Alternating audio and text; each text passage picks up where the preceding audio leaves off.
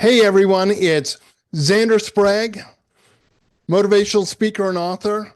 I just had an unbelievably epic time on talking with Kevin and Son.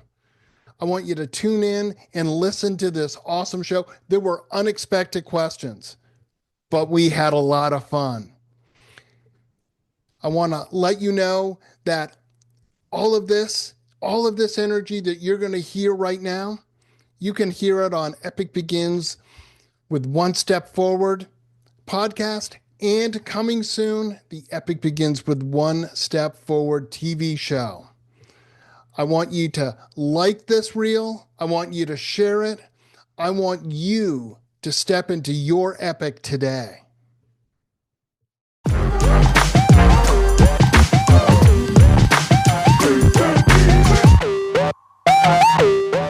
Welcome to another edition of Talking with Kevin and Son, featuring the people you should know. Hi, I'm Kevin McLemore. I am your show host. I am a four-time published author. I am a speaker. Can't say I'm a motivational speaker because I talk about the power of your words and the mindset. I'm a mindset messenger. This episode is brought to you by RMK Productions and the 10 United Podcast Network. Our mission is in the power of your voice. We inspire, share stories, experiences, and perspectives using the framework of teaching, learning, and modeling. Our purpose is very simple, ladies and gentlemen. We create hope, helping other people every day. Now, let me leave you with something. Whatever your objective, successful people, they create a framework around their day-to-day lives, and sometimes they enhance their lives, but many times, like today's guest, they pour into others. Everyone has a story to tell, and sometimes these stories, they get untold, but not today with our guest. He's a best-selling author. Epic Begins, One Step Forward. Another book, Why Don't They Cry? Understanding Living of a Child's Grief. My guest is an effectively known as God of Enthusiasm. I got to talk about that. He's a gift of connecting people with other good people, which is the reason why 1,000 or thousands of people follow him. Today's guest is a respected trainer. He is a podcast host. I may learn something today. He's a TV host. I may learn something else today. He will share his insights and strategies and global influences, and we may have a little fun. Today, through the power of books, we will navigate our personal and professional journey.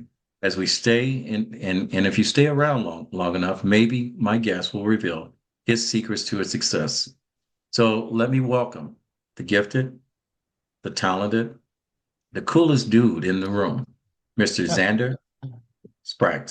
How you doing? Oh, Hopefully Kevin, I got that right. I you, tried. you got it right, Kevin. Thank you so much. I am really excited to be here. But look, there are two cool cats here in the room, you and me, and this is awesome. I can't wait to have this conversation. You know something? I was so forward to doing this interview. To my listeners, I was going to do this interview last week, but I got that flu bug, and Xander was nice enough to reschedule. And not only did he reschedule, we were supposed to do this interview an hour earlier, and we had a power outage over here in Philadelphia, and I was afraid I wasn't going to do the show, so I took a stab in the dark and we pushed it out a little bit, and he was he was gracious enough in order to do the show. And so really and truly appreciate that. So just out of curiosity, my grandfather used to always ask me this every time I came home, and I've never got a chance to ask someone, Xander, how are you living? I am living good. I have to say, Kevin, it is so incredibly epic to do what you love every day. I'm fortunate enough to be able to help people step into their epic, to do the things that they dream of doing, because I'm doing the things that I've dreamed of doing. You mentioned in your intro that I'm a TV host, and that's right. I'm actually a week from right now, I'm going to be filming the first episodes of my new TV show. And having a TV show is something that I put down on a list when I was like 10. And here I am some years later doesn't matter how many, but some years later, and I've got a TV show. So how cool is that? That is so cool. I also had that dream to be the first Black daytime TV host. Arsenio Hall beat me to that. Les Brown beat me to that. Probably a couple other people. Did not know that you were going to start your TV show. I'm going to ask a question, and this is Yeah, an 8-year-old question, but I want to know, can you tell me a little bit about your TV show? absolutely. So the TV show is called Epic Begins with One Step Forward. And it, just like my book, it's all about me getting to interview people from all different kinds, walks of life. Some are professional athletes, some are business people, some are people that have created something epic.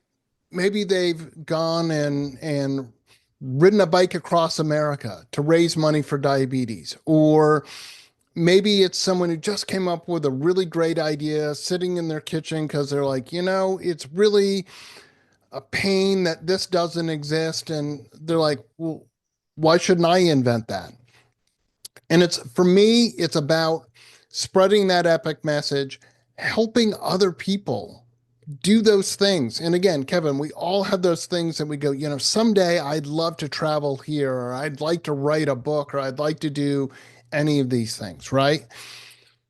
It's all possible. It really begins with one step forward. And here's the secret: that first step is not nearly as difficult as people think it is. Now, I know that you were a professional athlete. I was a dream to be a professional athlete. I was on a practice squad of a team. Okay, well, you still on a professional team. That didn't start because you just woke up on a Monday, go, you want to know what? I want to be on a practice squad. And Tuesday you were. There was a lot of work. There was a lot of dreaming there. And it all started with that first practice that you went to, and maybe it was Pop Warner or Pee Wee or whatever. Yeah, you know something. If you want to know the truth, and I'm actually reading a book about this called Known Honesty. I Hmm. don't remember the author's name, and I always thought that I was probably the one of the most authentic people that you know, because I always talk the truth. I'm the person that says I don't have a filter, because if you don't want to know my version of the truth, don't ask me. But believe it or not, my goal was never to play football after college. My goal was to make a difference in someone's life that they didn't have to repeat the life that I had. It Sure. just happens to be part of God's plan. He put me in one situation that led me to another situation that led me to another situation to led me to the situation when I get a chance to talk to a budding television star. There So you go. you know, um, I'm one of those people. I don't set goals. I have a list of things I need to accomplish, and so I'm a little different. So my hat's off to you. I hope one day that I earn the privilege of sitting in the seat next to you, or maybe you may turn around and say, you know something, I need a good opening act. Kevin looks funny. Maybe he is funny. All right, give me a shot. All right. Yeah, absolutely, Kevin. And I hope to have you in the chair next to me with the bright lights and the TV cameras and stuff. Because Well, I would welcome the honor, but I'm going to ask you a question, and this was sure. asked to me the other day because we both speak and we both have conversations that we believe that need to be had. I talk about the power of your words because my father told me that the only way that I was going to get a college education is that I had to run fast and jump high because we couldn't afford a college education, me Hmm. being a one of 13. So I did both. My grandfather always told me in order for me to be equal to any other man, that I had to be 3 times just to be equal. I decided to be 10 times because I had to compete against the world. But when an 8-year-old boy walks up to you after one of your presentations and he says, Mr. McLemore, why do you write books? And I smiled because I did not expect that conversation. So there's a top 10 list of books that I'm going to share with you. Okay. that's going to follow this question. And based on your perception, interpretation, based strictly on the title, we're going to talk about why you think they wrote books and based on your epic beginnings. So yourself, you're an author, an award-winning author, best-selling author. Why do you write books?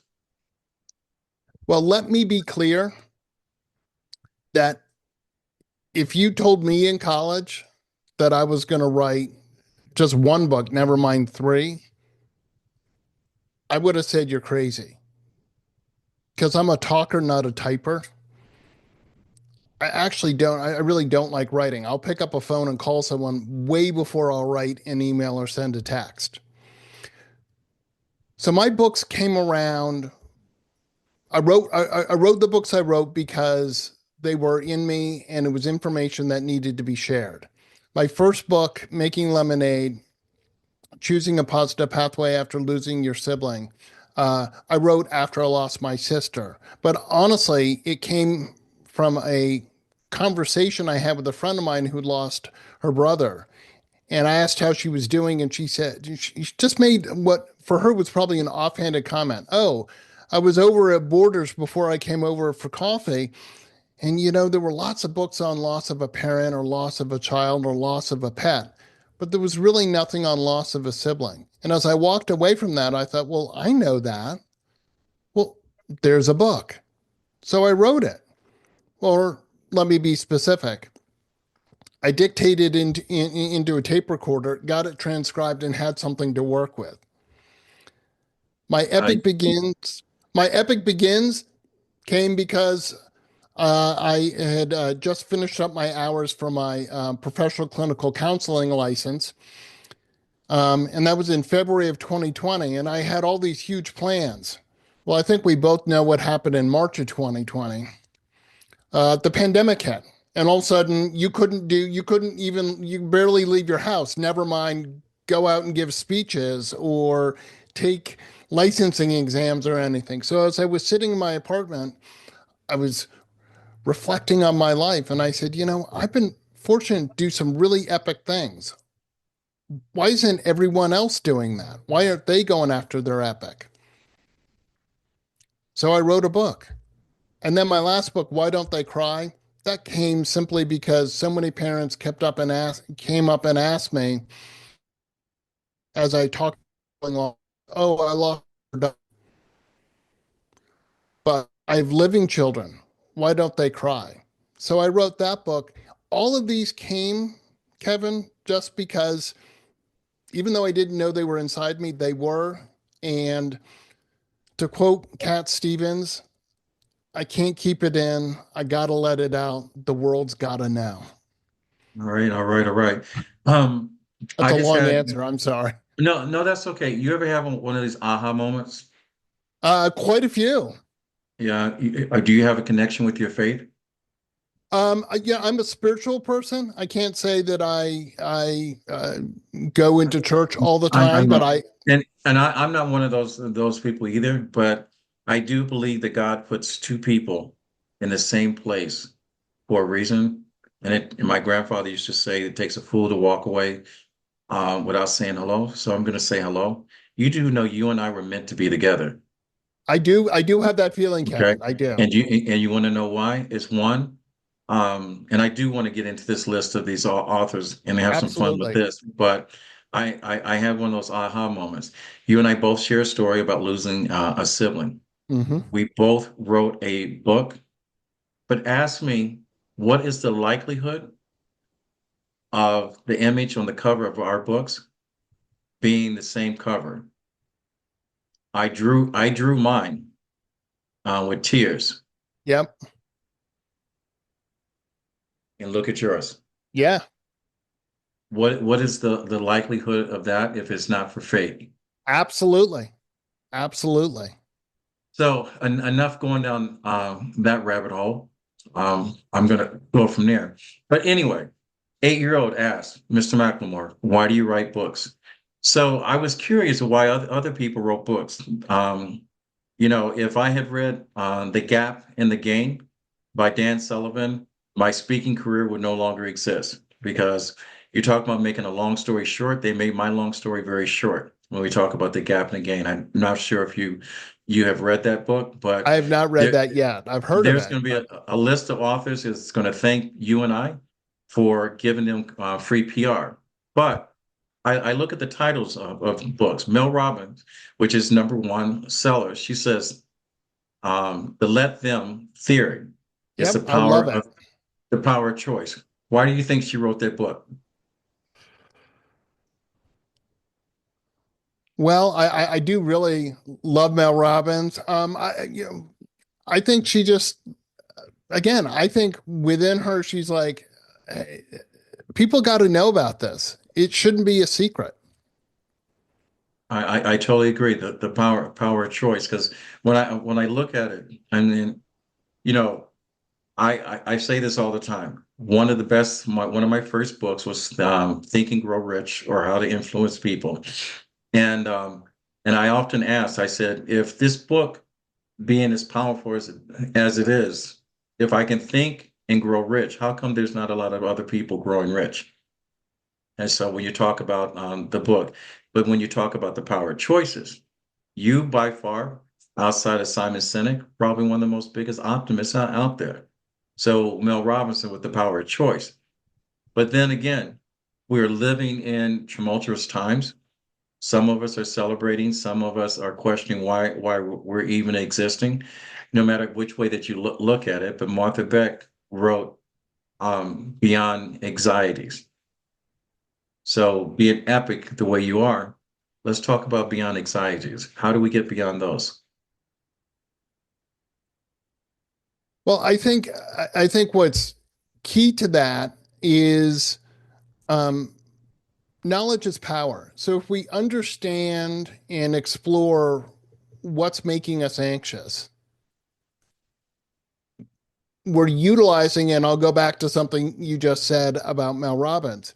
I think choice is incredibly powerful. And I think um, for our anxiety, if we make a choice to get curious about it, then we're going to understand, and then it's not so mysterious. And we may find ways that we can lessen our anxiety. Not always, but a lot of times, if you sort of recognize what's happening, you're like, oh, I need to do this. So last week, you probably felt that you were getting sick. So there were things that you might have started to do to try and lessen how sick you got. Maybe you took some vitamin C, maybe you got some more rest, maybe you took a decongestant because your nose was getting stuffy, you took a cough suppressant because you were coughing. All of these things don't, you know, it doesn't stop the cold from coming or the flu from coming, but it helps to lessen it. You're not as anxious because you're like, oh, there's stuff that I can do. I think in our life, we all get anxious. Anxiety is part of how we've made it as humans. That's how we've made it is there's things that make us nervous. They make us nervous for a reason, right? Think about way back when. If you came around a corner and there's a saber-toothed tiger, you're going to have some anxiety. Rightfully so, because that's dangerous, right? You you you're talking to the wrong person. I'm that person. I see the saber-toothed tiger. If he's standing between me and something I want, he's going to lose a tooth. Well, very much so, but that doesn't mean that you're not a little scared. But you know something, I honestly have to see it in my household. I grew up in a military family. My father didn't allow us to be afraid of anything. Okay. Fear is that conversation that we have in our heads that we didn't entertain. So I didn't allow that. I mean, in my book X's and O's, when I went up against a guy by the name of Tank and knocked a Mm-hmm. 300 pound guy off, I thought it was invincible. You Yeah. know, I just watched a great movie, Unstoppable.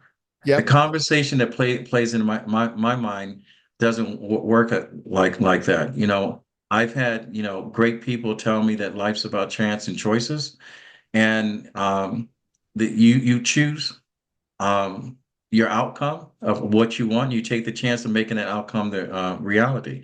So I didn't have any of those things. It seems abnormal, but Everything that's happened in my life, everything has happened on purpose. It's just planned. I knew that I was going to be where I am today since I was in the third grade. That's awesome. The only thing is some of the things that that I life hadn't prepared me for, I had to face head on, and a lot of times I had to face alone.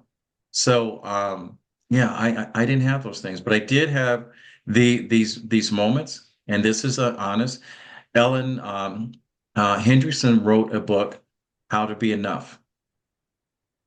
All right. So you're a man of words and wisdom and whatever. So when you look at that title and Ellen wrote, what do you think she was thinking of when she titled it How to Be Enough? I think all too often we it's human nature to uh, look look at other people and not have the full story and make up some kind of a story. So I'll use the analogy of looking at your neighbor's yard and the grass is really green and you look and think, wow, my grass is kind of patchy and it's got dead patches and wow, my neighbor's yard is so green. Why is it so green? But here's the thing. Your neighbor looks out the door and says, my God, there's all kinds of dog poop on my lawn. Okay. So, what I like to say is you look over, you see the green lawn, you see someone's life, and you think, wow, they really have it all together. Fact of the matter is, you don't know what's fertilizing their lawn, you don't know what's fertilizing their life. And all of us are enough. But what we need to do is we need to believe in ourselves unfailingly because I hate to say it, but the meanest person in my life, in your life, in everyone's life is ourself.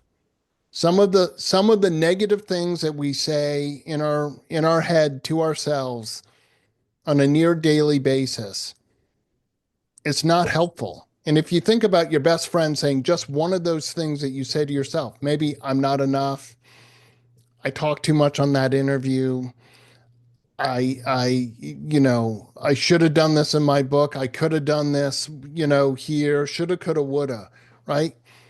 Fact of the matter is, we all do what we're supposed to do. We all end up where we're supposed to end up. And when we're on a detour on our road, there's a reason. Yes, yeah, yeah. Hey, Xander, you're going to be so good on television. You're going to be so good because not only are you so good, you took the title of the next book just right off of Dr. Julie Smith. She says, "Why didn't someone tell me this before? Yeah. What is it? What is it that you now have learned, either the hard way in success or failure, that you could avoid it or took advantage of if someone had told you this before?"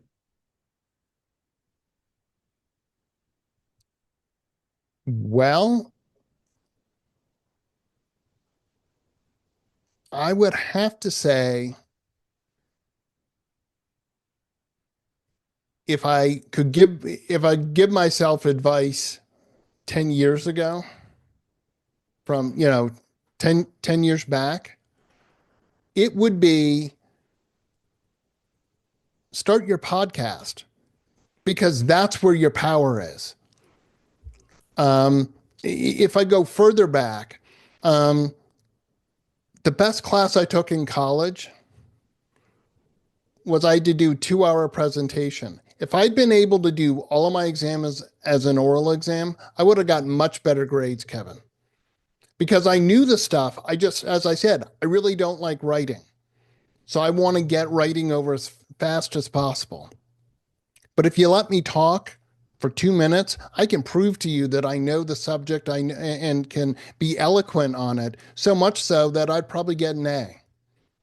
And that just shows that you are an audible learner Yeah. through experiences and life experience. Believe it or not, I almost graduated from college not being able to read or write, but I got through because of I was able to articulate the conversation. I'm going to tell you, we're not too far separated from each other. Uh, I'm afraid to do 23andMe because we're probably cousins. All right. So, next author, I forgot to get the person's name, but it's that the title of the book is called The Next Conversation. Argue less, talk more. Argue less, talk more. How does that? You're an optimist. I am an optimist. I think, yeah, absolutely. How did they come up with that? Well, perhaps their experience was that people wanted to always argue versus listening and getting curious. I think curiosity is something that we've somehow lost our way with.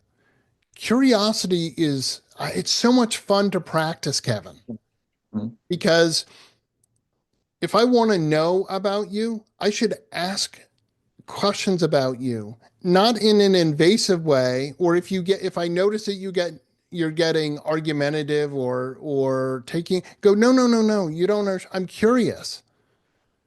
I'm curious is such a great way to go. No, I'm fascinated. How did you get there? How did you do that? Right? So, but people want to be argumentative. They immediately assume that someone's being negative, they're being mean, they're being whatever. But what if you're not? What if you're just genuinely one of these people who's like, people are fascinating. There's so much to learn. I certainly don't know it all. What was your experience? What was that like? You know, what is it like to live in Philadelphia? I don't know. I've visited Philadelphia, but haven't lived there. I don't know, but I'm curious, you know. Is Rocky running through the market every day? I don't think so, but maybe he is. I don't know. Know what I mean? I know exactly what you mean. And believe it or not, when I looked at this title myself and I said, argue less, talk more. If we were, and I hope people are listening to your interpretation of this book title is that if we talked more, all right, that means we're listening less. But if we listen more, and I always say when I came into this profession, I said the first thing when I teach people how to podcast, I said the first thing you have to do is become a professional listener. I Hmm. think in life itself, in order for us to understand, we have to become a professional listener and reserve the right to respond because we need to listen more. We need to think it through. We need to understand the position that the conversation the person has and not defend the position that we think because we want to be right. And most of us are trying to be right when we already know we're wrong. And we're fighting a battle that the battle doesn't even exist until we create it. So, Absolutely. you know, I'm glad you put it out that way. Again, I'm going to tune into your show. 8-year-old little boy. And I'm going to ask you to use your imagination as well as I'm using mine. This 8-year-old boy asked me, why do I write books? Now I know he went home and he's probably asking an adult, what is the secret to adulthood?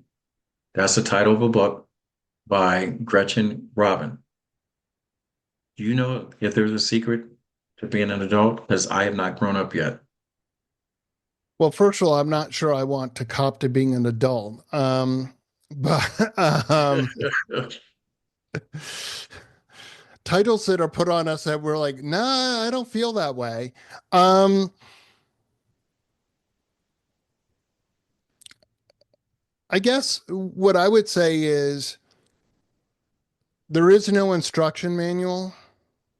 You are going to make mistakes, but that's okay. Um, I talk about in my Epic Begins with One Step Forward book that failure is part of the journey. The only thing that we'll fail 100% at are the things that we do not try. And as an adult, as a parent, I've made mistakes. But here's a funny thing, Kevin.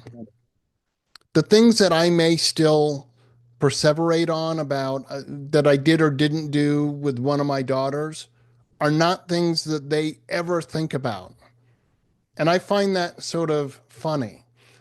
that, the one time I got angry and I shouldn't have gotten angry, right? I'm holding on to that, and that was, 13 years ago. And if I ask my daughters, they have little to no recollection of it, and it's certainly not changing how their life is. They're not like, "Oh my God, that one time dad got mad at me has changed the whole course of my life," right? That's what I think we all have to keep in mind is, yeah, we're going to make mistakes. No one is perfect. As an adult, we're supposed to, have all the answers. Are you a parent, Kevin? Yes, I am. Yes, I am. So you have no idea. All of a sudden, baby is born, and you're like, I am responsible to keep this thing alive. And I have barely any idea how to do this.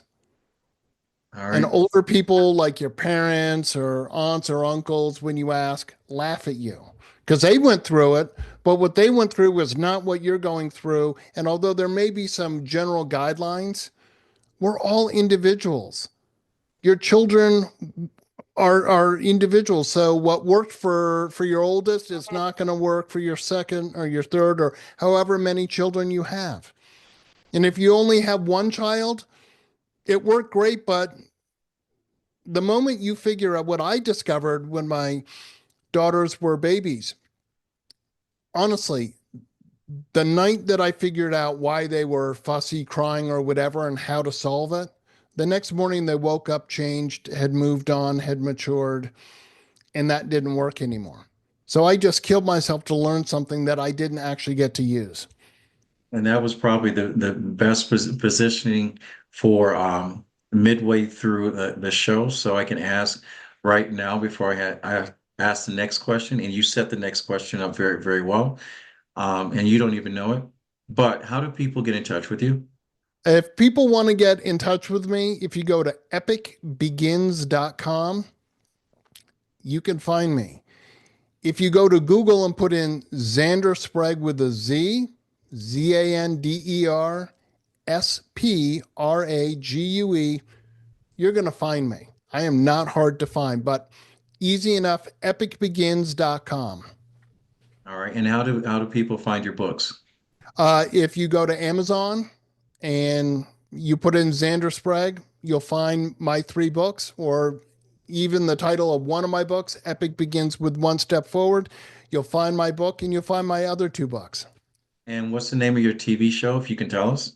It's Epic Begins with One Step Forward. If nothing, Kevin, I'm keeping it really brand specific, keeping the message consistent. All right, all right. So we set this up well. I don't know if our listeners remember you're talking about your children or whatever, but Dan Heath wrote a book, Reset, How to Change What's Not Working. I know the way that I looked at it, and I'm going to say, you know, these are a whole list of regrets, things that you've done. If you had known, you'd do it different.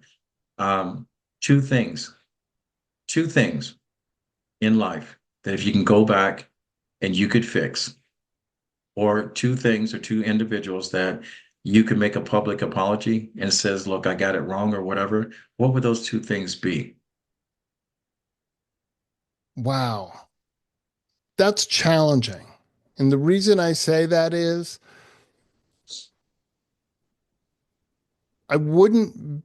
One of the things I'll say, the first thing that came to my mind is I'm now a mental health professional. I got out of college with a degree in psychology and said, I'm going to get into counseling. And then I took a 25-year detour through the corporate world. But I don't regret that because I learned a lot of stuff. I got to do a lot of really cool things. And but if I could go back and do something, it would be for 22-year-old me to know that my passion is public speaking and just have more time to do that.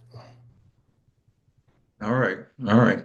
So this next book title, I normally would not, if it had not been on the top 10 list, I probably wouldn't even brought this up because one of the things that I hate listening to, especially young people, everyone is chasing a dollar.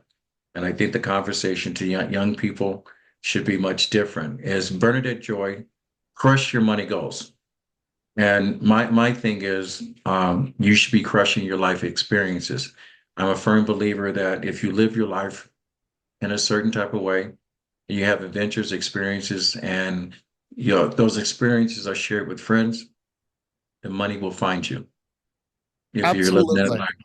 So this I'll let you do it. Crush Your Money Goals by Bernadette Joy.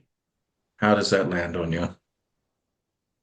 Well, first of all, I got to say, I think it's setting up a lot of disappointment and heartbreak. Um, Money does make your life better. It doesn't necessarily bring you happiness or joy, but I'm not gonna sit here and say, oh, you don't need it. We do. I agree. Food costs money, cars cost money, living costs money. If you have enough money, if you have money at the end of the month versus month at the end of your money, you're probably not as stressed. However, um, it is absolutely not about the money because some of the happiest people are not making millions of dollars. Maybe they're only making $30,000 a year, but they may love what they're doing and it gives them the freedom to do what they're passionate about.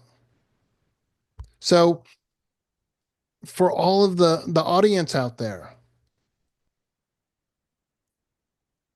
we can all dream big. We can hope, and there's nothing wrong with that. But understand that, and I'll give an example. I've run 10 halves, 4 full marathons, and a 50K ultra. I had always dreamed of running a marathon. So when I finished my first marathon, I was so excited. But about 10 minutes later, I was like, now what? I had spent 6 months training for this moment, and it was great. Don't get me wrong, I'm not discounting it. But once I achieved that, now what? Now what do I do? Well, I signed up for another marathon, but that's the point is we can set these goals of what we want to do. I want to buy a house. I really would love to own this car. I would like to. That's awesome. But you ever notice that when you get something new, be it a new jacket or maybe a car, you're all excited. But a couple of weeks later, you're like, oh, yeah, I'm just getting in my car. It's great. I love it. It's got all these bells and whistles. But the new was worn off a little, right? And that's my point, which is there's nothing wrong with any of that, but understand that it's not the end of the road. It doesn't just end there, right? Right. When you buy your house, you buy your first house, it's an unbelievable. I remember when I bought my first house, I was so excited. But now what do I do? Now I got to take care of this thing. There's no landlord to call when it's busy. And by the way, repairs go from, let's say, oh, that in my apartment, it might cost me $100. You go to repair something in your house, it's usually got an extra zero on there to fix it. Right. Right. Um, you segue again. You're going to be really good at your show. Ethan Cross wrote a book titled Shift, Managing Your Emotions So They Don't Manage You. You're about to go through a humongous life change. You're going to be a television star. Yep. Your freedom, and your own existence, and the way that you behave in public, and the way that you criticize in public, life is going to change. You know, you can't have a beer. in your front yard without the media saying that, you were drunk on your yard. You can't disagree with someone without someone saying what their perception says you were physically abusing or costing or offended someone. Um, Everyone's going to think that you are a financial lending institution without any responsibility for paying back the debt. How do you make this shift going forward? Well, first of all, there's intentionality. You got to understand the path that you're choosing. And it's you're right, it's not all sunshine and rainbows. True. Um, you know,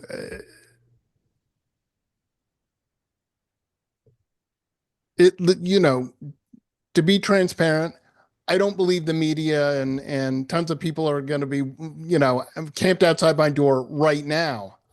I think it's coming, but it's not going to be next week. But you're right. As someone who puts himself out there as a public figure through my podcast, my TV show, my speeches, I am fully aware that people are looking at me, that the things that I say and do are being analyzed and criticized. Um, and people will look, I'll go back to my analogy of they're looking and seeing the green grass. They have no idea how I got my grass so green. That's all right. And so um, you're being rewarded for all of your life's works, and your life's not over. Um, and some people question why it should be you and not them or whatever. You're going to have those in your circle. So William Pecker wrote a book, Who Better Than You? The Art of Healthy Arrogance and Dreaming Big. At this next level, this next turning point of your job, of your life, of your family's life, I'm going to tell you, okay, it's cool to be you, be that dude I said at the top of the story, and it's okay to dream big. How does this quote, this title of this book by William Pecker, all right, and all you authors can thank both me and Zander for promoting your book without cost, and please come on Zander's show and be a guest on this show and talk about your book, give him some love, and spread it through your social media. Who better than you deserves the life that Zander has right now? Absolutely. One of the things I talk about, and I actually there was a podcast I was on last week, and he cut part of what I said there, and it was a reel that he put up there, and I posted it. Um, you should be your number one cheerleader, right? If I don't believe in me, how can I expect anyone else to believe what I'm saying? Um, I love me. It comes out. It's not always the best thing, but um, I I I know that what I'm doing is great. I'm very enthusiastic about what I do. Um, I believe it comes out over the camera through the mic and all the work I do. But if you don't believe in you, how's someone else supposed to? Imagine imagine a car commercial going, well, this car is pretty good. We think it will start in the cold, and we hope that the tires don't fall off at 25,000 miles. Right. Are you going to go buy that? Of course not. They're telling you all the things about the car that are great, right? So we should be our number one cheerleader. The other thing that you have to do is those people who are the naysayers, the negative people, don't have them in your life. Winston Churchill said, you can't please all the people all the time. Find your audience. talk to them. They like what you're saying. The people who don't like what you're saying, the people who put negative comments on my TikTok videos and my Instagram, I laugh at it. I don't pay attention to it. You know, I believe it was Taylor Swift who said, haters gonna hate, right? Who has time for that? I have time for the people who believe what I'm about, who want to go on epic journeys. If someone doesn't believe in that for whatever reason, I may get curious to find out why they feel that way, but there's some people I'm not going to change their mind. I don't have time for that. Ladies and gentlemen, I told you he was the coolest dude in the room. Zander Sprague, he's got his own podcast. He's got two best-selling books.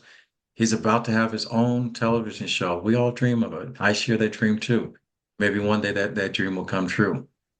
The young man, he had 10 questions or 10 best-selling books. He talked about the power of choices, talked about living beyond his anxieties, talked about how to be enough, talked about, what he should have done if someone had told him. He talked about, arguing less and talking more. And then he went through and talked about the secrets of being an adult. And then he hit reset, preparing for the next level. Talked about the value of human currency versus our current currency. And then managing his emotions. And then best of all, we all get to this point in life. We have to answer this. If not you, who's better than you? You summarize this all so well. But the one thing that I always ask, and it's very important, I've got a list of 100 people, and not every guest that I've had on my podcast, I've asked this question. But I am going to ask you this question because I'm going to add you to the list of 100 people that shared their secrets to their success. So tell me, Zander, TV star, coolest dude in the room, what's your secrets to your success? Well, I shared one of them, which is believing yourself unfailingly. You got to believe in you. You got to be your number one cheerleader. I think two words that are really important, they're part of my everyday. Not yet. When I was training for my marathon, Zander, have you run your marathon? Not yet. Doesn't mean I'm not going to. Just means I'm preparing. When you're writing a book, oh, has your book come out, Kevin? Not yet. Why? Because that process of not only writing it, but editing it and stuff takes time. And sometimes it takes longer than you anticipated. Right. Nothing wrong with it. That's just sort of, no, not yet. If you just said no, it makes it sound like it's never, ever going to happen. But not yet has so much optimism. And I'm a really optimistic person. I believe, and I want everyone else to believe, that the world is your oyster and you get all the pearls. Because if you walk around going, yep, I get the pearls, it's awesome. The pearls are everywhere. They're pearls of wisdom, pearls of experience, pearls of trials and tribulations. Because the fact of the matter is, it's not all sunshine and rainbows, but sometimes the biggest learning comes from the hardest challenges. Zander, this interview could have been a book. Yeah, you are an amazing person. I'm so glad to have you within my circle Thank of you so friends. much. I am so proud of you. I want you to enjoy and celebrate your success. One thing that I'm going to ask you, when you get to a point that you can help someone else or bring someone else that's worthy of your time, bring them up. Absolutely. All right. So, Xander, one more time, how do people get in touch with you? Tell us about your show and tell us about how to get your books. Absolutely. So if you go to epicbegins.com, that's my website, you'll find all things Xander. My books are listed on there. Uh, if you like what I said and you have a company and you think we need the God of enthusiasm to come in and help our company, um, there's what I offer for workshops and speeches is there. Um, the TV show, the podcast, Epic begins with one step forward. That's available on all the podcast platforms. The TV show, I live in the San Francisco Bay Area. It's available in the San Francisco Bay Area, but also will be on my YouTube channel. And if you go to Amazon, you'll find my books. And I'm going to add one more book on there because you are an example of this title.